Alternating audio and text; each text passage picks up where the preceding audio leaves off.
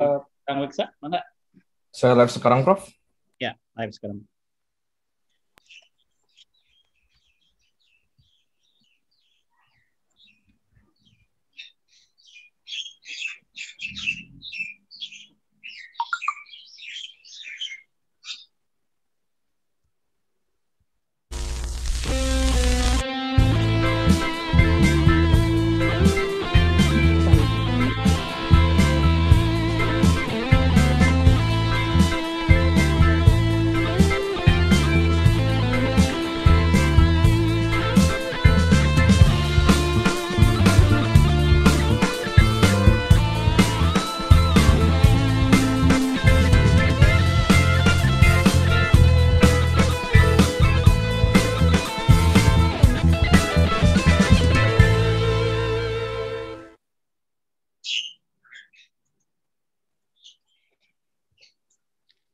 Baik, kita mulai saja, Kang Arif dan para hadirin sekalian. Kacamatanya jangan yang ini dong, yang bagus, ambilin dilihat semuanya.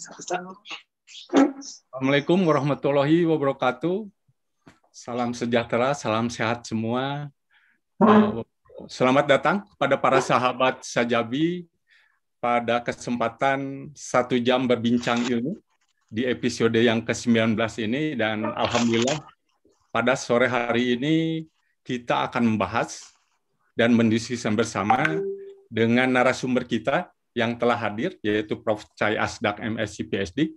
Suatu topik yang sangat aktual saya kira dengan situasi dan kondisi saat ini, yaitu terkait dengan waspada terhadap bencana hidrometeorologi khususnya di Jawa Barat yang nanti akan dipaparkan oleh Prof. Chai Asdak selama lebih kurang 30-40 menit, dan nanti untuk 15-20 menit selanjutnya akan kita bahas melalui tanya jawab dan diskusi. Baik, sebelum Prof. Chai Asdak menyampaikan paparannya, perkenankan saya menyampaikan secara singkat biodata beliau, dan kita ketahui bersama beliau adalah dosen di Fakultas Teknologi Industri Pertanian, sekaligus juga sebagai guru besar di bidang watershed management, dan beliau menempuh pendidikan di 3 perguruan tinggi dan di 3 negara yang berbeda, dimulai di Indonesia, dari Universitas Gadjah Mada di Yogyakarta, kemudian beliau melanjutkan ke Minnesota University di Amerika Serikat, dan kemudian ke University of Edinburgh di UK. Beliau sekarang menjabat sebagai Executive Chair dari National Watershed Forum. Selain itu juga beliau pernah ditugaskan di Senat Akademik Universitas Padjadjaran dan juga pernah menjadi anggota dari Majelis Wali Amanah Unpad. Sekarang beliau juga masih menjabat aktif sebagai Komite Nasional AMDAL di Kementerian Lingkungan Hidup dan Kehutanan, juga sebagai reviewer di jurnal internasional, yaitu Journal of Forestry Research. Kemudian juga di lingkungan Unpad, beliau adalah Chief Editor dari jurnal terakreditasi, yaitu jurnal Teknotan Jurnal yang dikelola di Fakultas Teknologi Industri Pertanian. Buku beliau yang sekarang banyak dijadikan referensi, khususnya oleh berbagai kalangan yang aktif di bidang hidrologi dan pengelolaan lingkungan hidup, yaitu terkait dengan kajian lingkungan hidup strategis, kemudian juga buku tentang hidrologi dan pengelolaan das. Saya kira itu yang bisa saya sampaikan sebagai perkenalan kepada narasumber kita. Untuk selanjutnya, dipersilakan Prof. Chai Asdak untuk menyampaikan paparannya, yang nanti mudah-mudahan masih ada waktu untuk kita diskusikan dari apa yang disampaikan oleh Prof. Chai Asdak. Dipersilakan Prof. Chai Asdak. Terima kasih Prof. Parigeset. Ya. Bapak sekalian, Assalamualaikum warahmatullahi wabarakatuh. Selamat sore dan salam sejahtera untuk kita semuanya. Nanti kebetulan saya tidak bisa upload, jadi nanti mohon moderator Profesor Pak Pam bisa menayangkan materinya, dan saya kira kalau boleh untuk menyingkat waktu karena hanya 1 jam ya, jadi mangga Prof. Pam untuk bisa Sudah muncul belum? Sudah muncul. Saya belum lihat. Belum. Belum. Tadi di stop soalnya. Oke.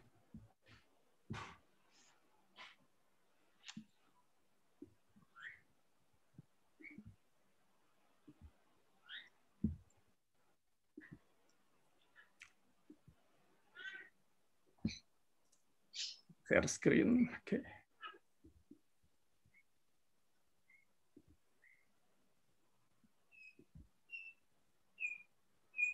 Oke. Sudah muncul? Sudah. Hanya perlu oke. Ya. Jadi saya diberi tugas oleh Ketua Dewan Profesor waspada bencana hidrometeorologi di Jawa Barat. Dan saya kira ketika kita bicara ini, saya lihat di TV tadi Jakarta banjir. Ya. Jadi memang kalau dilihat dari prediksi BMKG, mungkin masih sekitar sampai Maret April itu hujan masih akan beserta kita.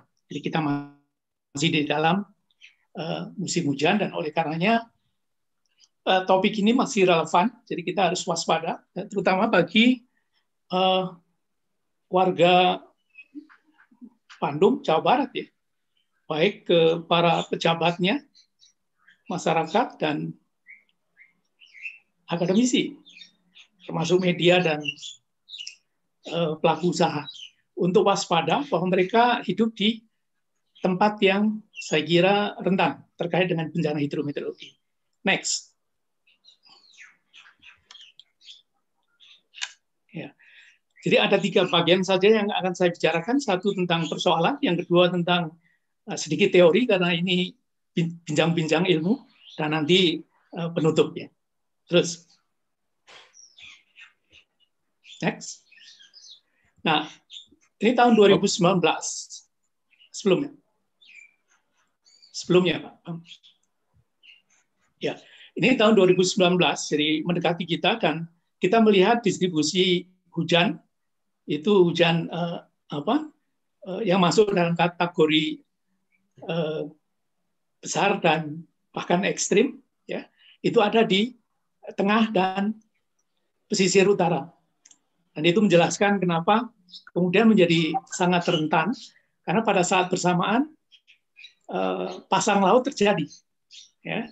Sebagian mengkaitkan dengan perubahan iklim, ya, dengan tayangan di TV-TV itu tentang mencairnya es, ya, gunung-gunung es di kutub, dan salah satu daerah rentan di kita adalah ya kepulauan seperti Indonesia ini.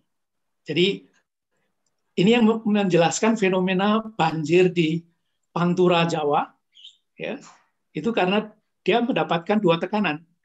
Curah hujan yang dari tengah, dari daerah yang lebih tinggi ke bawah, utamanya yang ke arah Pantura Jawa, dan pada saat satunya adalah ada backwater effect ya dalam fenomena hidrologi, karena banjir adalah fenomena hidrologi. Makanya kalau kita lihat banjirnya itu diam saja, tidak mengalir ya, tidak seperti yang terjadi di daerah tengah atau di daerah hulu. Next. Pak Pam.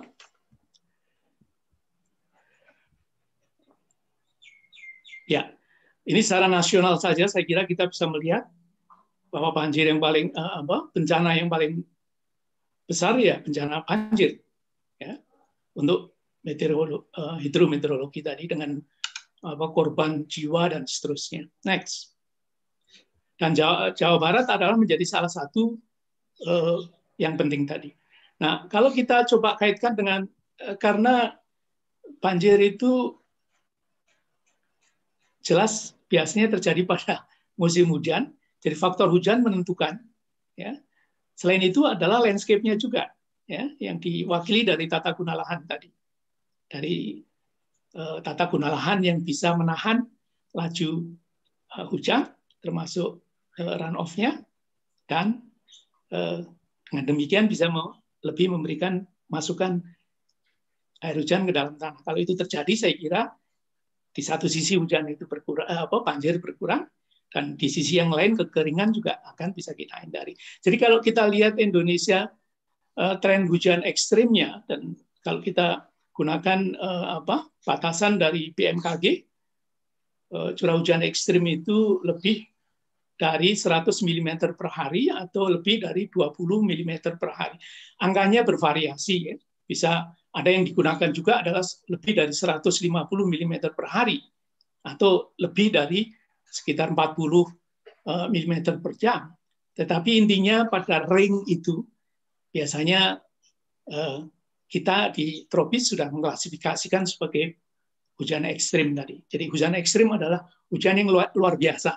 Ya, kalau kita lihat hydrograph-nya, jadi hydrograph-nya itu adalah dia nanti juga ada periode ulangnya untuk hujan-hujan yang seperti itu. Ya, jadi kita lihat ini. Terus next. Nah, siapapun yang di Jawa Barat itu harus menyadari bahwa alam Jawa Barat itu selain tanahnya subur, airnya melimpah, pemandangannya indah. Ini Ketua Dewan Profesor mengatakan kalau Jawa Barat itu diciptakan ketika Tuhan lagi senang hatinya, gitu ya. Tetapi dia dibayangi oleh kerentanan, utamanya yang terkait dengan bencana hidrometeorologi tadi. Jadi data dalam 10 tahun terakhir dari seluruh kejadian bencana hidrometeorologi, ya, banjir, longsor, kekeringan di musim kemarau sebagai akibat dari banjir di pada musim hujan, itu lebih dari 50% terjadi di Jawa Barat. Ya. Karena bisa dijelaskan Jawa Barat itu alamnya ya bergunung-gunung, dan karena kita hujan orografik, maka banyak terjadi di gunung-gunung di Jawa Barat. Jadi itu yang menjelaskan. Jadi siapapun yang menjadi pejabat di Jawa Barat ini harus memahami itu dulu, ya, sehingga jangan nanti spontanitas saja ketika ditanya tentang bencana hidrometeorologi tadi. Next. Ini sebarannya kalau kita mau melihat, ini data yang kita ambil dari PUPR yang disajikan oleh Harian Kompas, ya. Jadi merata dia. Karena kita punya Sungai Cimano, Citarum, ya, Citandui, Ciliwung di Jawa Barat, ujungnya di Jawa Barat, ujungnya, tapi hilirnya yang kena sekarang seperti yang sedang dialami di Jakarta tadi. Ya, sebenarnya sudah merata, dan ini menjadi bagian dari kerentanan Jawa Barat terkait dengan bencana hidrometeorologi tadi. Next.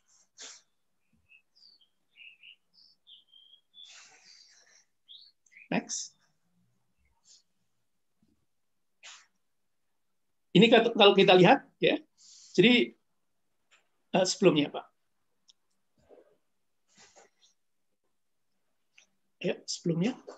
Ya, jadi saya punya data tetapi tidak terlanjutkan, hanya berhenti tahun 2005. Ini saya kutip dari Pikiran Rakyat, dan kita melihat salah satu yang tadi kita katakan hujan menjadi salah satu faktor penting untuk terjadinya, dan RT/RW juga, karena disitulah lahan itu digunakan untuk dua hal, kawasan lindung dan kawasan budidaya. Dan di Jawa Barat itu tren sampai 2005 penyimpangan itu terjadinya meningkat terus. Dan biasanya terjadi di kawasan lindung. Dan nanti kita lihat juga di bawahnya itu jual beli lahan di HGU, ya, di puncak, dan biasanya karena di puncak ya kemiringan lerengnya tinggi, dan kemiringan lereng tinggi itu salah satu faktor untuk menyebabkan terjadinya banjir karena air cepat untuk mengalir ke tempat yang lebih rendah. Ya, erosinya tinggi, lahan kritisnya juga sama meningkat. Dari tahun 2013 itu di Hulu Das Ciliwungnya itu 63 hektar, 2018 meningkat menjadi 4.600 berapa kali itu hektar, ya. Kemudian dia juga koefisien limpasan, jadi runoff. Koefisien limpasan itu yang menyebabkan terjadinya banjir tadi. Jadi air yang tidak masuk ke dalam tanah itu meningkat dari sekitar lebih dari 80-90%. Artinya 80 atau 90% air hujan itu tidak masuk ke dalam tanah, tetapi menjadi limpasan. Dan itu yang menyebabkan utama terjadi. Nah, kenapa bisa seperti itu? Kaitannya dengan land use tadi. Ya. Hutan biasanya memberikan sekitar yang 80 itu masuk ke dalam tanah, 20-nya yang dia menjadi runoff. Kalau kita buat ekstrim ya, antara hutan dengan tanah yang terdegradasi. Artinya tanah kosong, yang tanah dibiarkan terlantar, ya, yang tanpa ada tumbuhan dan seterusnya. Jadi ini menyebabkan, dan kalau kita lihat di gambarnya juga RT/RW-nya sama. Tahun 2020, tahun 2005-2025, hutan masih banyak. Tetapi kalau 2016 ke 2036, itu kawasan lindungnya menjadi kawasan budidaya. Jadi ini juga faktor penyebab. Kenapa terjadi ini? Kita bisa berdebat terkait dengan itu, tetapi saya kira RT/RW itu adalah kewenangan pemerintah.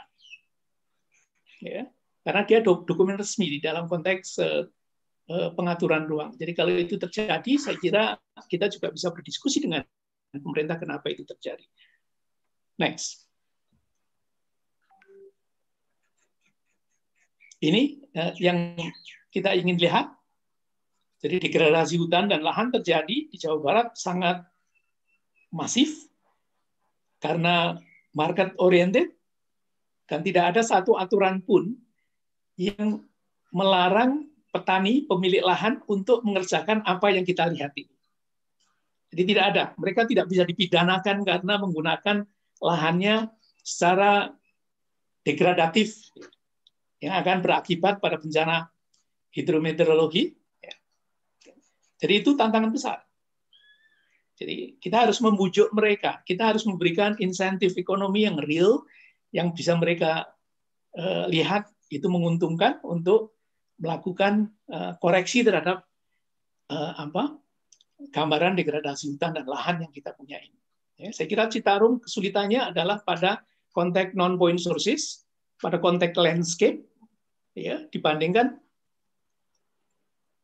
point sources. Kalau point sources mudah, industri mencemari, tutup oleh tentara-tentara itu, selesai dia. Ya.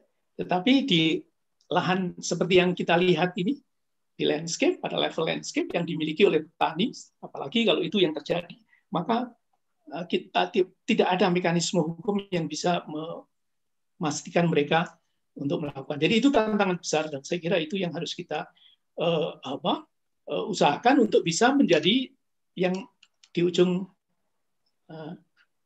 kanan ya, tumbukan hutan dan konservasi lahan. Itu yang bagus itu. Itu yang saya kira hydrologically dia bisa mengurangi runoff dan meningkatkan infiltrasi. Ya. Jadi saya kira tujuannya adalah sana. Dan di daerah sungai ada pendekatannya kita menggunakan pendekatan daerah aliran sungai, maka forum DAS ini diharapkan untuk bisa memfasilitasi untuk mengubah dari ujung yang kiri menjadi ujung yang kanan sehingga bencana hidrometeorologi itu bisa kita kendalikan. Next.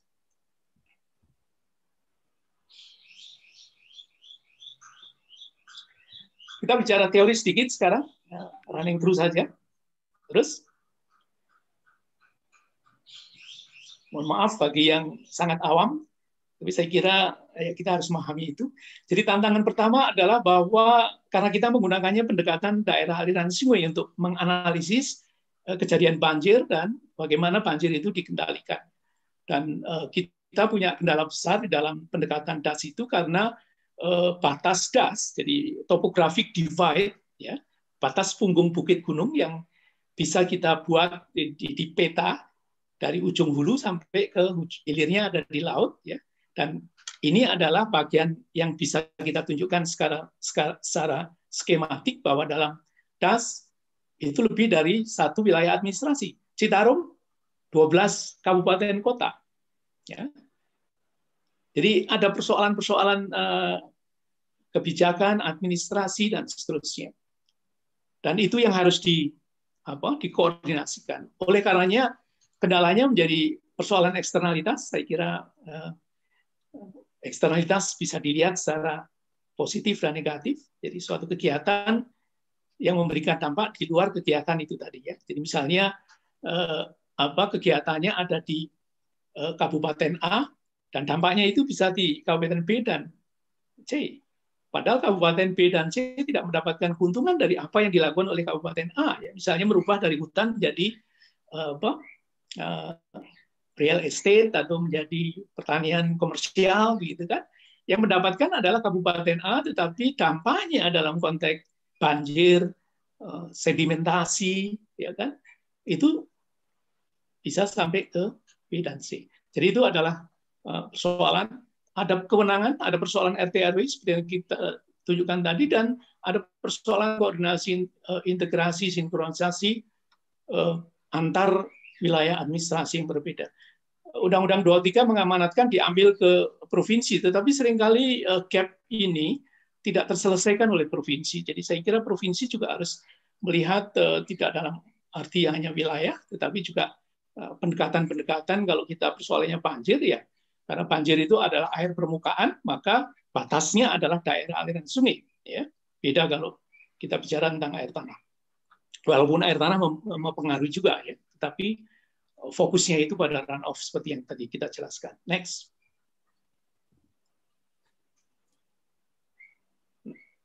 Ya, ini sedikit teori juga terkait dengan bahwa proses hidrologi itu ada 4. Satu, sumber inputnya adalah curah hujan.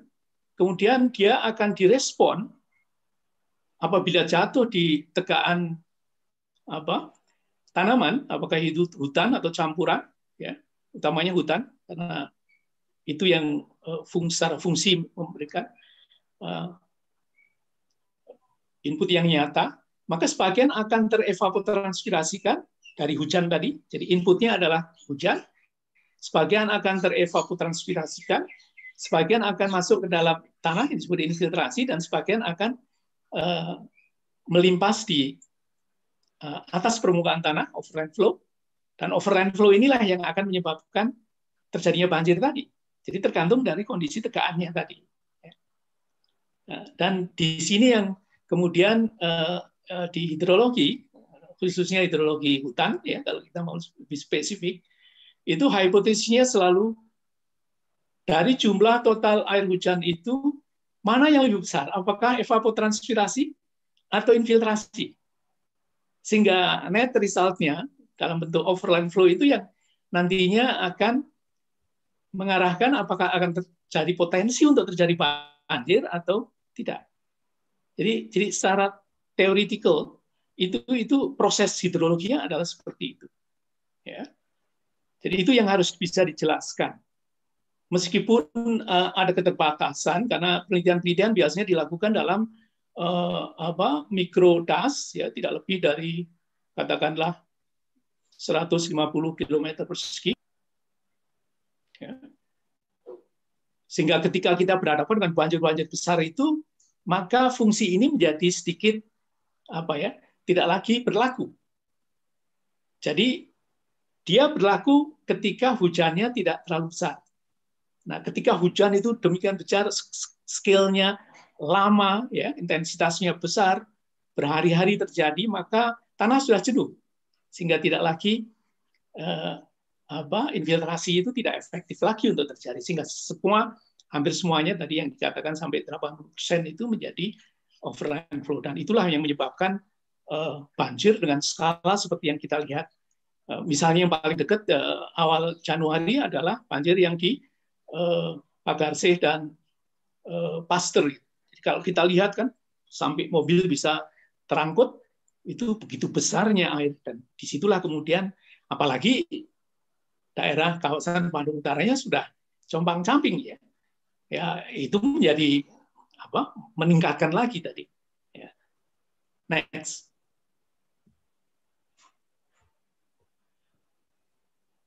Next. Ya. Jadi ini catatan-catatan ini seperti yang tadi sudah saya jelaskan. Next. Oke, ya, net balance-nya adalah itu. Nah, ini juga secara keilmuan, secara saintifik, hasil risetnya juga menunjukkan.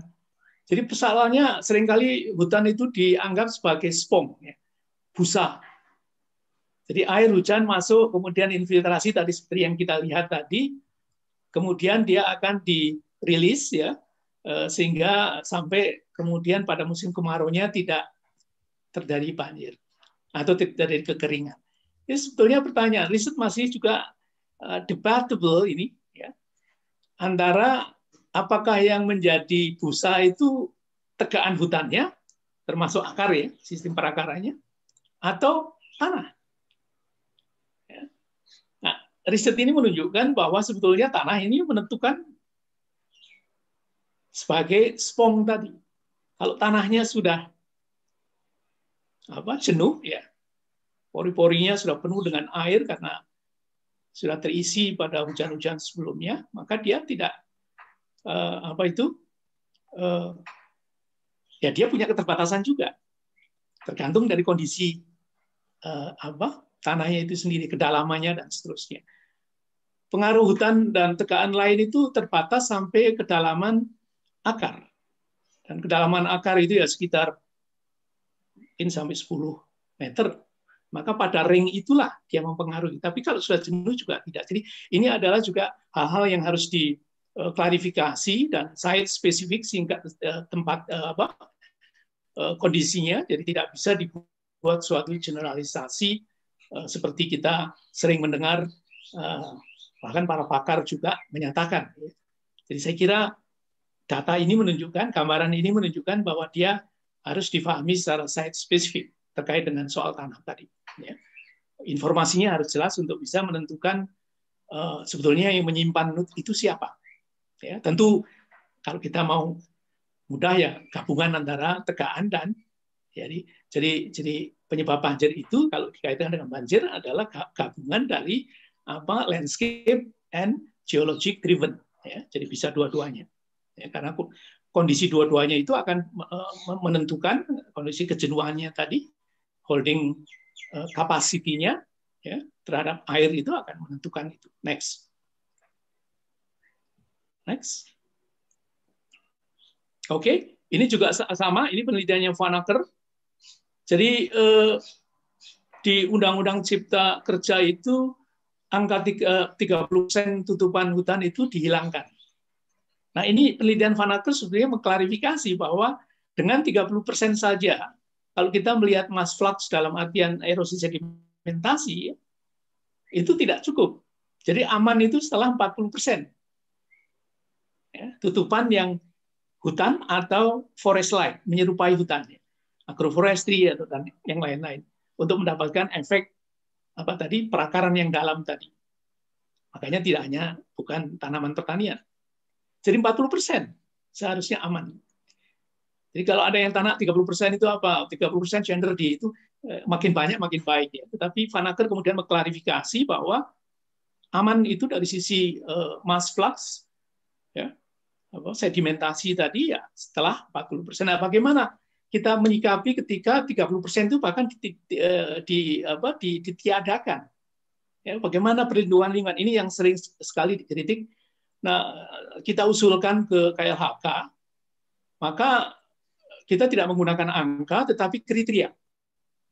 Jadi nanti akan tergantung dari site tadi, seperti halnya hasil riset tadi yang sudah ditunjukkan. Mana yang harus dipertahankan sebagai hutan atau forest-like tadi. Ya. Sehingga kalau kita jeli, dan kalau pemerintah dan masyarakatnya bisa kita ajak diskusi untuk bersepakat, kemungkinan bisa lebih dari 30% dari total wilayah, apakah kabupaten, daerah aliran sungai, atau provinsi. Ya. Jadi kita buat kriterianya. Kita sudah menyusun kriterianya, tapi kita sampaikan karena kita diminta oleh KLHK. Ya.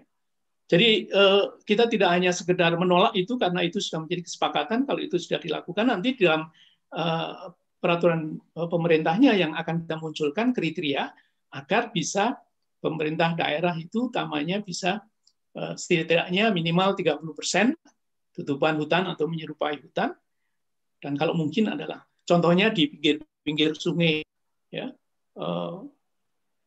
waduk, bisa kita buat itu. Dan di tempat-tempat kemiringan lereng besar Jadi kita tentukan kriterianya. Berdasarkan kriteria itu kita tentukan bahwa ini tidak boleh dilakukan itu. Ya. Jadi harus lebih jelas terkait dengan itu. Next.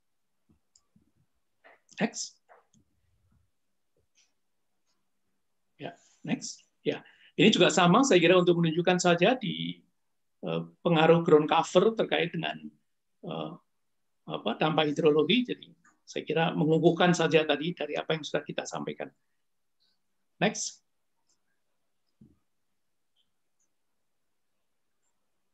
Oke, sama ini wetland.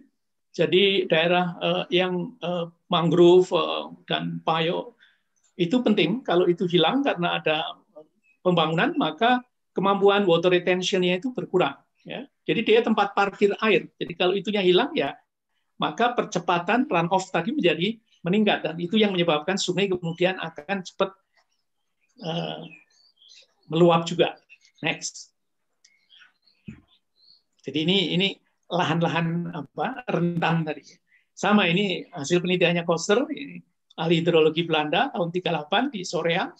Nah, dia menunjukkan sebetulnya kalau di Jawa Barat ya, dan di daerah-daerah lain yang curah hujannya relatif tinggi, kalau lahan dibiarkan saja, dia akan tumbuh dengan sendirinya dan dengan cepat. Dan oleh karenanya runoff akan berkurang juga. Ini kan 1 tahun kita ambil di tengah-tengahnya. Kan? Jadi yang pertama di clearing, dan kemudian yang 6 bulan berikutnya dibiarkan. Pada curah hujan yang sama, relatif runoff-nya tidak signifikan. Jadi artinya riset ini menunjukkan bahwa sepanjang kita biarkan, kalau daerah-daerah itu tertutup, ada coverage-nya, ground coverage-nya, umumnya adalah tumbuhan bawah, maka dia akan cepat kembali dengan sendirinya. Next. Sama, ini di Jatiluhur. Jadi kalau kita hitung dengan ukuran penghijauan, saya kira berhasil 100%. Karena dalam 1 hektar itu ada lebih dari 400 pohon. Tetapi secara hidrologis, ini sumber runoff juga. Karena akasia ini ada zat alilopatik sehingga dia tidak memungkinkan tumbuhan bawah bisa hidup di situ. Ya, sehingga kita bisa melihat itu perakaranya dari tadinya ditutupi tanah, kemudian terjadi erosi. Jadi bukan pohon, tetapi bagaimana pohon itu membentuk suatu asosiasi yang memungkinkan tanaman-tanaman tumbuhan bawah, termasuk sersanya itu bisa menutupi tanah dengan aman. Ya. Jadi lagi, ukurannya bukan jumlah pohon dalam 1 hektar, tetapi bagaimana tegaan hutan yang ditumbuhkan itu akan memberikan perlindungan terhadap tanah tadi. Ya, kalau berlapis, kalau kita bandingkan dengan hutan alam, maka kita seringkali susah itu jalan di bawah tegaan gitu. Karena apa? Karena tanaman itu sangat bertingkat-tingkat takjubnya. Next.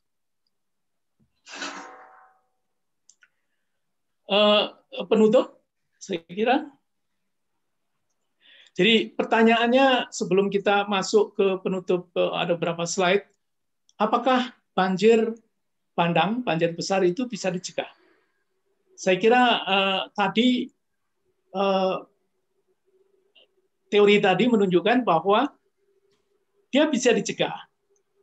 Kalau hujannya itu adalah relatif hujan-hujan yang tidak terlalu besar, tidak terlalu lama. Dengan kata lain, intensitas yang relatif kecil. Tadi kita sebut angka berapa? 100 atau 150, lebih dari itu, milimeter per hari. Nah, kalau dia masih ingat masih jauh dari itu, relatif dia berfungsi sangat efektif. Tegaan hutan melalui proses hidrologi yang tadi, daur hidrologi yang kita tunjukkan tadi. Tetapi ketika kita berhadapan dengan skala hujan yang masif dan ekstrim, dan itu terjadi kan di atas 200, bahkan ya banjir Jakarta beberapa waktu yang lampau itu di Halim itu 337 mm per hari. Jadi sudah melampaui dari angka itu. Nah, kalau itu terjadi di dalam skala yang masif, luas ya, dan lama, maka saya kira tidak bisa dihindari akan terjadi banjir. Dan untuk itu bisa saya sampaikan, ini ada juga lini masa banjir di Kota Bandung. Bandung itu dimulai sudah sejak tahun 1898. Jadi ini ada beberapa lini masa. 21 November 1898, Cikapundung menyebabkan banjir. Ya. Kemudian 24 Februari 1916, terus 18 tahun kemudian, itu juga di sungai yang sama, Cikapundung meluap. Ya, ini catatannya Belanda. Terus berarti 18 tahun. Nah, banjir itu juga ada return period, periode ulang. Nah, kalau kita lihat periode ulangnya hampir 20 tahun. Jadi kalau kita punya data yang panjang seperti ini, maka kita bisa lihat itu. Pada periode berapa terjadi banjir dengan skala berapa. Jadi return period tidak persis terjadi pada bulan atau hari yang sama, ya. Karena kita melihatnya secara teknis hidrologi adalah probabilitas. Jadi berapa probabilitasnya untuk banjir dengan skala 20 tahunan itu akan terjadi lagi. Jadi secara teknis kita bisa melihat kalau kita punya data untuk melakukan itu. Jadi kemudian banjir lagi tanggal 13 April 1920, ya. Kemudian 2 Februari 1928, 8 tahunan ini. Kemudian 1931 ke 1940, 9 tahun, dan 1940 terjadi, kemudian terjadi lagi berikutnya 1952. Ya, di tempat yang sama, di sungai yang sama, ini Cikapundung. Ini catatannya dari Belanda, 12 tahun. Jadi kita bisa melihat, dan itu kemudian pada tahun 1970-an, 80-an terjadi lagi, sehingga mencapai hampir 30 tahun kalau kita ukur dari 1950. Jadi kita bisa melihat secara teknis untuk menentukan banjir dengan periode ulang yang tertentu tadi. Ya. Jadi utamanya banjir-banjir besar. Next. Ya, saya kira strategi kuncinya, saya kira intinya adalah bagaimana kita membuat RPJMD dan RTFW itu bisa terinternalisasi di dalam program-program pengendalian banjir seperti kolam retensi, ya, bung kolam dan seterusnya. Kemudian merumuskan insentif ekonomi saya kira menjadi sangat penting karena kita berhadapan dengan tantangan yang terbesar adalah bahwa petani tidak bisa dipaksa untuk melakukan sesuai dengan kehendak penyuluh konservasi tanah dan air. Jadi harus dirumuskan suatu insentif ekonomi yang atraktif. Kemudian Bapeda juga harus paham betul tentang Jawa Barat ini adalah daerah rentan. Ya, dan ada peraturan pemerintah 37/2012 tentang pengadas yang harus sudah mulai menjadi pegangan dari seluruh sektor. Dan tidak kalah pentingnya saya kira adalah kemauan politik dan kerja sinergis. Next. Ya, saya cepat saja. Ini beberapa yang bisa kita lakukan ya secara teknis. Ya. Tetapi lagi persoalan banjir yang dikaitkan dengan degradasi das itu lebih pada persoalan non teknis, persoalan sosial ekonomi, budaya. Jadi saya kira itu yang menjadi penting ya, soal-soal yang tadi sudah kita bicarakan ya. Secara teknis relatif kita bisa mudah melakukan, tapi kalau kita ingin mendapatkan efek masifnya dan itu masyarakat harus terlibat, maka persoalan-persoalan sosial ekonomi budaya ini menjadi penting. Next. Oke, build back better, ya. Jadi pendekatannya 3, mengurangi risiko, kemudian kesejahteraan komunitas dan manajemen legislasi dari tata kelola, ya. Dan prinsipnya ini ada risk reduction, community recovery implementation itu dijalankan dalam 6 prinsip, ya.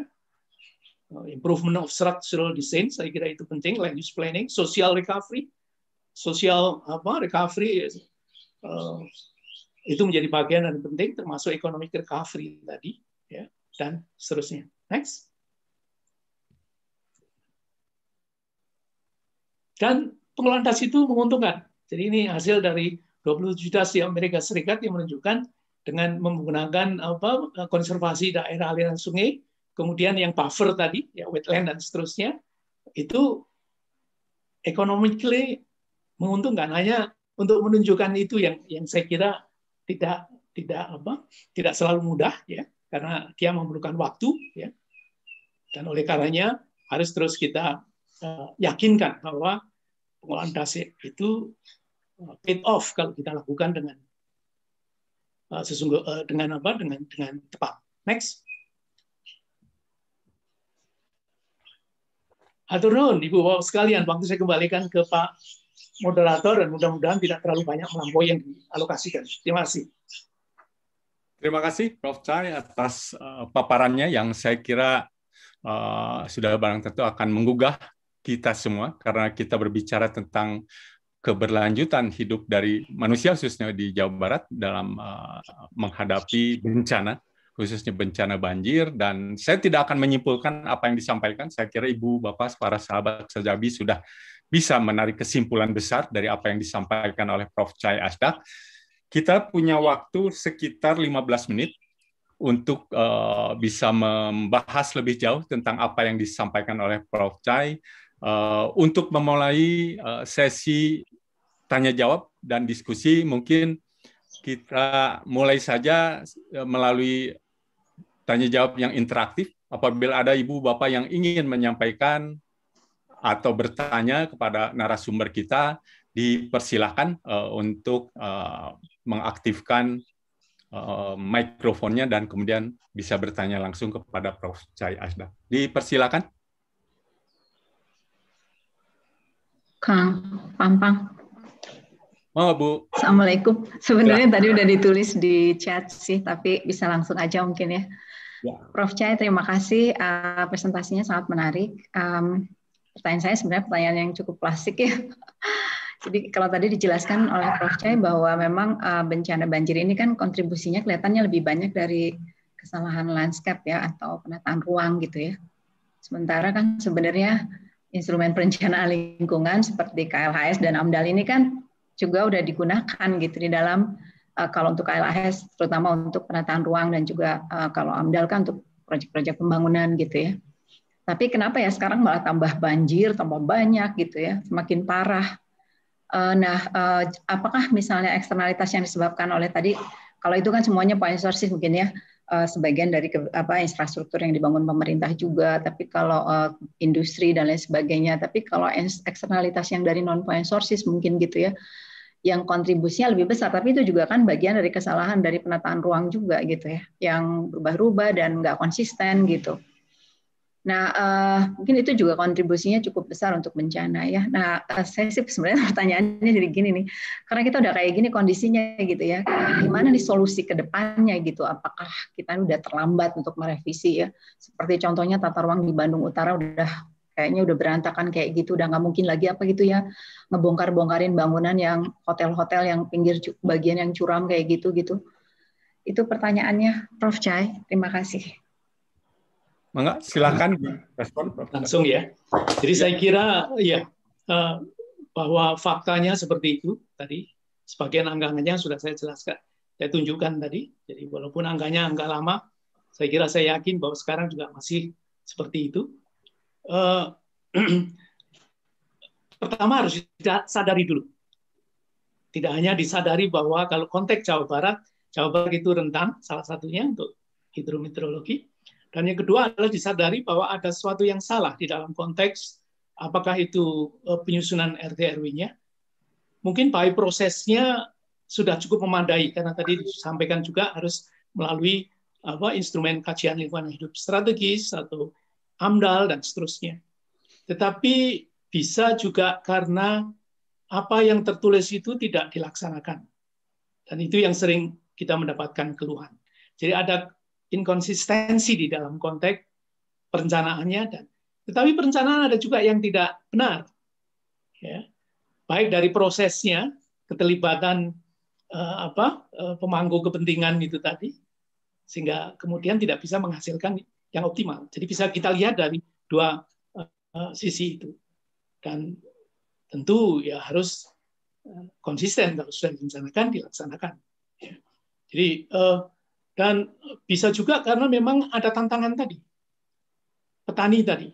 Yang dia tidak bisa diminta untuk begitu saja kemudian jalan menggunakan teras pada kemiringan lereng yang besar, ya kalau dia tidak melihat keuntungan di ujung itu untuk melakukan itu, ya, insentif menjadi penting. Jadi kemungkinan juga insentifnya tidak dirumuskan atau dirumuskan dengan tanpa memperhatikan tadi kebutuhan tadi. Ya. Jadi banyak, dan list ini bisa diteruskan untuk melihat tadi, karena konteksnya adalah seperti itu. Kalau kita bicara tentang landscape tadi yang kontrolnya itu tidak bisa oleh pemerintah sepenuhnya, ya, tetapi oleh. Jadi pengalaman dengan Citarum Harum saya kira menunjukkan itu. Ya. Jadi saya kira itu ya, Prof. Susi, dan ya harus terus, kita nggak boleh menyerah, kita harus terus mengupayakan tadi dengan skala hal tadi. Tapi persoalan kita sudah tahu tentang persoalannya, hanya cara yang tepat ya tadi untuk melakukan itu. Nah, pendekatan DAS kita lakukan konteksnya karena kita bicara tentang banjir tadi, dan banjir area permukaan yang tidak lepas dari soal landscape tadi. Jadi saya melihat persoalan non teknis, persoalan sosial, budaya, ekonomi pada level lokal tadi, ya, itu yang perlu mendapatkan perhatian. Jadi bukan teknis. Kalau teknis kita sudah tahu, membuat teras sangat mudah, ya. Membuat drop structure, apapun konservasi tanah dan air itu mudah. Tetapi bagaimana itu bisa dilakukan secara masif, menggerakkan masyarakat, dan mereka melakukannya di tempatnya sendiri, ya. Nah, itu yang menjadi tantangan kita. Baik. Terima kasih Prof. Susi atas pertanyaan. Ini ada pertanyaan yang disampaikan oleh Ketua Senat Akademik kita, Prof. Ganjar Kurnia, melalui YouTube. Pertanyaannya sebagai berikut, Prof. Chai. Selain masalah koordinasi antar daerah, apakah aspek geohidrologi dipertimbangkan di dalam pembuatan RT/RW? Nuhun, itu pertanyaan dari Prof. Ganjar Kurnia. Silakan, Pak. Ya, saya kira ya, geohidrologi air tanah tadinya itu selalu menjadi bagian, dan harus itu. Kalau tidak berarti ya kurang. Karena kalau kita bicara air itu selalu terjadi air permukaan dan air tanah. Nah, geohidrologi ada di konteks menjelaskan fenomena air tanah tadi. Jadi seharusnya dilakukan. Baik. Lalu ada pertanyaan ini dari isu. Boleh. Karena isu geohidrologi ini nanti kaitannya dengan pada waktu musim kemarau, ya. Apakah air itu cukup ada atau tidak. Jadi oleh karenanya dalam RT/RW itu dipertimbangkan juga bagaimana pengambilan air tanah. Ya, maka pemetaan kondisi air tanah menjadi sangat penting. Ya. Prof. Kalau Arif, boleh, Kang Pampang, pertama-tama saya ingin ucapkan terima kasih dulu ke Prof. Chai yang sudah berkenan mengisi acara Sejabi, karena saya tahu Kang Chai itu lagi istirahat baru dari rumah sakit. Jadi terima kasih. Mudah-mudahan segera sehat dan pulih sedia kala, Kang Chai. Terima kasih banyak. Amin. Dan saya tahu Kang Chai itu banyak dipakai di mana-mana, ya. Salah satunya itu karena beliau selain jelas ya sangat pakar di bidangnya, beliau juga known to be very nice person, ya, dan diplomatis.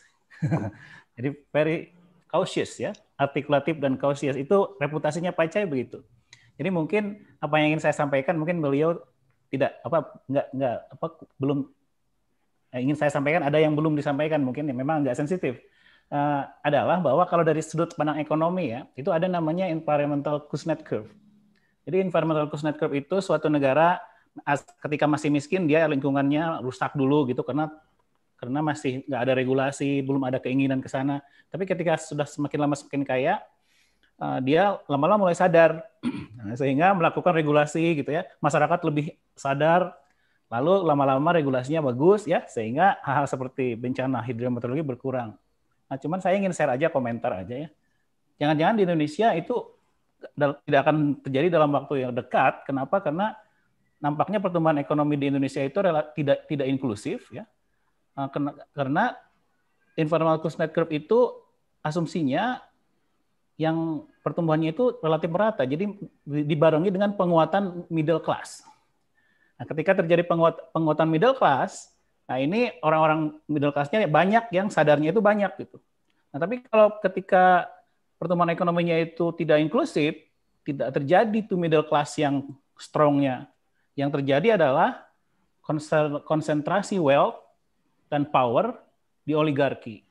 Nah, kalau ini oligarki itu sangat berkepentingan dalam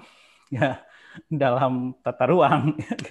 Jadi yang saya khawatirkan ini adalah karena kayaknya Indonesia pertumbuhan ekonominya belum inklusif, ya, masih kekuasaan dari wealth dan aset dan income dan power itu ada di segelintir orang. Nah, ini yang saya khawatirkan akan membuat proses ke arah perbaikan regulasi dan kesadaran ini tidak menjadi terkonkretkan menjadi berkurangnya resiko bencana tadi. Mungkin kalau mungkin Kang Cai mau sedikit berkomentar, silakan. Terima kasih. Ya, Silakan. saya kira itu keahliannya Kang Arief ya. Tetapi kalau kita melihat faktanya dan saya mengikuti dari Profesor Haryadi Kartodirjo dari Indonesia. Indonesia. Kalau saya mengikuti analisisnya Profesor Haryadi dari IPB, saya kira membenarkan apa yang disampaikan oleh Kang Arief tadi. Ya. Jadi kalau tadi saya berbicara lebih pada konteks lapangan, itu bagaimana menggerakkan petani. Dan dia melalui mekanisme insentif ekonomi, insentif, disinsentif ya, ekonomi, supaya dia mau bergerak. Tetapi Anda berbicara tentang level di perencanaan. Bagaimana invincible hands ini bermain. Dan itu saya kira inline dengan apa yang disampaikan Prof. Haryadi. Sangat oligarki dan sangat kepentingan itu pemodal-pemodal besar itu. Di dalam konteks itu. Dia tidak masuk langsung karena dia tidak bisa jadi tidak demikian caranya ya. Tapi melalui orang-orang tadi. Jadi saya kira itu. Nah, ini persoalan politik ya, yang harus juga diselesaikan saya kira dalam konteks perencanaan tadi. Termasuk Undang-Undang Cipta Kerja kan isunya itu kan, kental isunya kan itu. Jadi saya kira itu membenarkan apa yang tadi disampaikan oleh Prof. Arief terkait dengan tadi. Saya sepakat tadi, kalau middle class-nya itu kuat, maka dia akan menjadi barrier untuk melakukan itu. Tapi kita kan masih compang-camping, sementara yang mungkin yang lebih kuat adalah yang di atasnya tadi. Ya. Dan itulah yang menjelaskan dari mekanisme itu. Jadi saya kira sepakat saya, dan itu menjadi bagian, bukan soal teknis lagi dalam pengelolaan DAS program ini itu, tetapi ada tadi persoalan-persoalan sosial di tingkat lapangan, dan juga persoalan-persoalan politik, politik ekologi ya, di level perencanaan tadi. Saya kira sepakat saya dengan itu. Baik.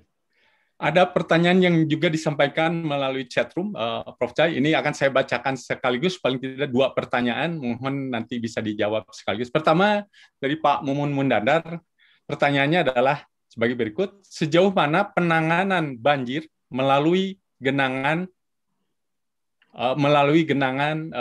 penanganan dengan cara mengubah perilaku. Yang dulu ada kelompok masyarakat sungai yang sekarang mungkin statusnya tidak begitu aktif. Itu dari Prof. Munandar terkait dengan bagaimana mengubah perilaku dalam menangani banjir. Kemudian dari Pak Lutfi, pertanyaannya terkait dengan kejadian banjir yang berulang di Jakarta dan sekitarnya saat ini, bagaimana Prof. Cai melihat polemik tentang normalisasi dan naturalisasi sungai? Mana yang lebih efektif dan bagaimana serta upaya drainase vertikal itu perlu dilakukan? Itu 2 pertanyaan, silakan Prof. Cai. Ya, jadi yang pertama adalah perilaku. Jadi saya kira penting ya, karena salah satu hal terjadinya banjir di Kota Bandung itu kenapa air melimpah itu salah satunya drainase. Selain drainasenya tidak mencukupi, karena di Kota Bandung itu data 2014 itu di bawah 40%. Panjang jalan di Kota Bandung yang dilengkapi dengan drainase, ya, drainase itu untuk jalannya air sebetulnya pada waktu hujan itu kurang dari 40%. Jadi belum semua jalan itu dilengkapi dengan drainase, dan itu menyebabkan kenapa air itu melintas atau melimpah di jalan-jalan. Ya. Tetapi kalau ada pun juga ancamannya adalah sampah. Nah, sampah ini adalah bagian dari masyarakat kan, karena sebagian besar kita adalah masyarakat di Kota Bandung misalnya. Jadi perilaku menjadi penting ketika kemudian kita tidak hati-hati dengan memperlakukan sampah tadi. Ya. Termasuk peduli ketika ada sampah kemudian dilakukan. Jadi saya kira perilaku juga menjadi aspek yang penting. Saya percaya itu dengan statement tadi, dan oleh karenanya perlu diadakan kampanye pemahaman untuk merubah perilaku tadi, utamanya menjelang musim banjir tadi, musim hujan tadi. Ya. Walaupun di perumahan-perumahan saya kira di tempat seperti yang saya tinggali ini itu dilakukan terus karena kita memang melakukan. Tapi saya kira kalau ini lebih masif gitu, supaya kemudian perilaku itu bisa kompatibel dengan pengendalian banjir tadi. Kemudian banjir, apakah itu di DKI atau di tempat lain yang kaitannya dengan natural. Jadi pendekatannya bukan memilih satu dan meninggalkan yang lain, karena dua-duanya diperlukan. Jadi di kota-kota besar, saya dan Prof. Pam itu beberapa kali ke Tokyo, ya, itu di daerah hilirnya, di ujung lautnya, kan mereka bagian dari reklamasi juga, ya semuanya fully normalisasi, jadi beton semuanya, karena untuk memastikan bahwa air itu bisa mengalir dengan cepat dan dengan kapasitas yang banyak ke laut. Naturalisasi, jadi naturalisasi itu sungai dibiarkan seperti apa adanya, seperti alamnya.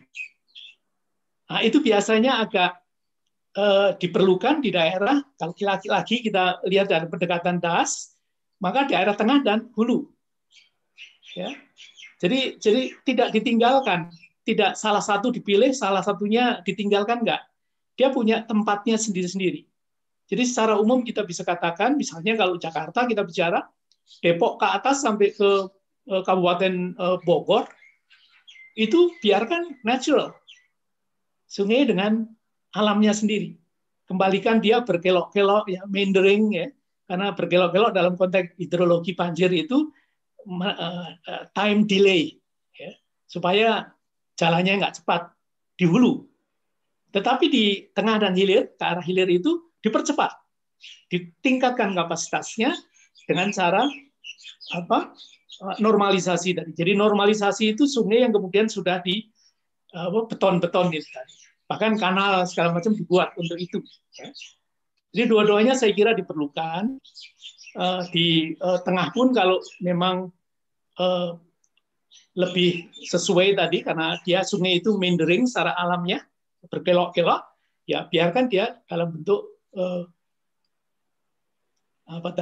naturalisasi tadi, menjadi alam tadi. Ya. Jadi saya kira banjir ini tidak bisa didekati dengan single solution, karena gaps-nya itu banyak, maka dia memerlukan multi solution. Apa saja yang bisa kompatibel dengan tadi, mengendalikan aliran air tadi, ya, tidak mencegahnya, karena mencegah nggak mungkin kita lakukan. Maka ya itu kita harus berpikir untuk sehingga kita tidak masuk dalam debat yang tidak produktif, saya kira. Baik. Terima kasih, Prof. Chai. Itu Pak Pam ya, dua ya, saya kira ya. Sudah 2 pertanyaan itu. Terima kasih atas responnya. Kita sudah 5 menit melampaui dari jadwal yang sudah direncanakan, dan saya kira masih ada pertanyaan lain yang nanti bisa disampaikan pada kesempatan yang lain. Untuk itu, saya mengucapkan terima kasih, Prof. Chai, atas sharingnya, atas pencerahannya. Terima kasih juga kepada sahabat Sajabi yang telah hadir untuk bisa menyimak dan berdiskusi bersama dengan narasumber kita pada sore hari ini. Untuk itu, saya kembalikan kepada pembawa acara. Untuk selanjutnya ada pengumuman-pengumuman, saya kira terkait dengan jadwal untuk Sajabi minggu depan. Insya Allah akan disampaikan oleh narasumber kita yang juga mempunyai kompetensi yang tidak diragukan, Prof. Hendarmawan, yang akan menyampaikan materi tentang energi masa depan, mohon maaf ini, dan peran perguruan tinggi. Itu jadwal Sajabi minggu depan. Selanjutnya Sajabi dalam minggu-minggu setelah minggu depan akan diisi oleh beberapa narasumber lagi. Prof. Ramli akan hadir, kemudian juga Prof. Nina Lubis juga akan hadir, dan beberapa narasumber lain seperti yang bisa kita lihat di dalam slide yang Ibu Bapak bisa lihat sama-sama. Terima kasih. Sekali lagi jangan lupa untuk subscribe dan like YouTube channel Sajabi supaya kita bisa tetap menyaksikan, mengupdate terkait dengan isu-isu yang aktual. Sekali lagi terima kasih. Wassalamualaikum warahmatullahi wabarakatuh. Terima kasih kepada semua. Terima kasih.